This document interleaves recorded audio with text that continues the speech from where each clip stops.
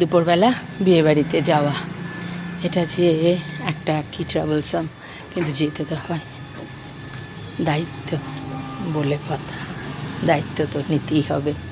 তো বিয়েবাড়িতে যাচ্ছি। আমি কোনো দিনও এইসব কানের টানে পড়ি না। মেয়ে এসেছে বাইরে থেকে, মা কানের পড়ো, সে মানাতে হোক আর না হোক ঘরের মধ্যে চিৎকার চেঁচামেচি।